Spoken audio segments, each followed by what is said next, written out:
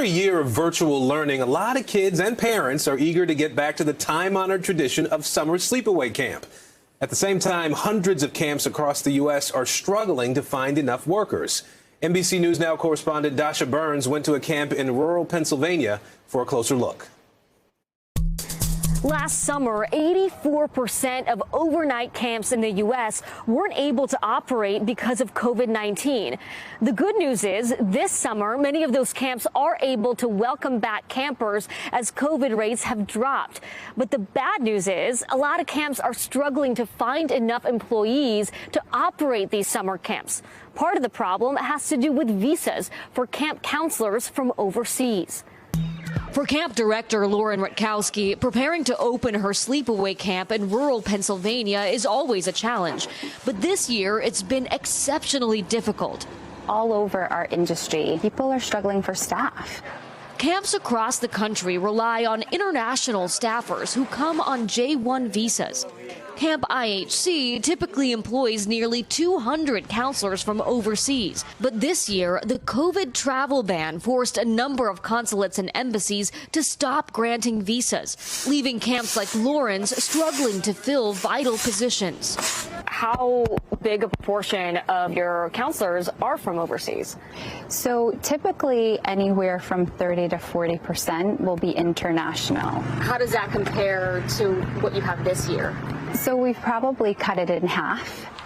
According to Scott Brody, National Board Chair of the American Camp Association, the visa issue has contributed to a national camp crisis. It's caused some camps to close completely. Other camps are cutting sessions, cutting numbers. Especially in demand, camp lifeguards and boating and climbing instructors. And the number of college students applying for camp positions is way down, too.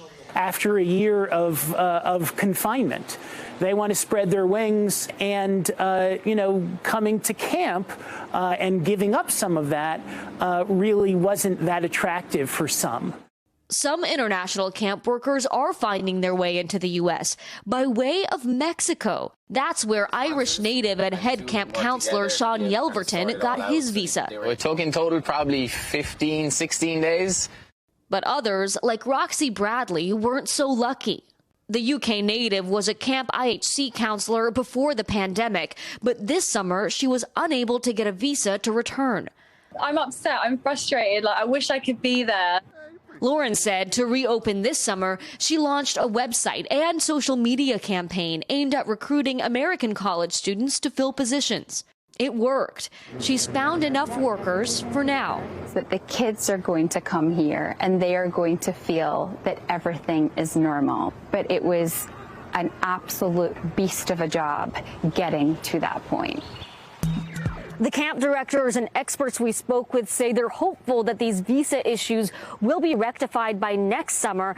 But in the meantime, they say the timing for this couldn't be worse. Camp directors are saying their phones are ringing off the hook as more families than ever are looking to send their kids back to the outdoors to have connections again with other campers. At the same time, this is also a summer when there just aren't enough camp workers to go around. Hey, NBC News viewers, thanks for checking out our YouTube channel. Subscribe by clicking on that button down here and click on any of the videos over here to watch the latest interviews, show highlights, and digital exclusives. Thanks for watching.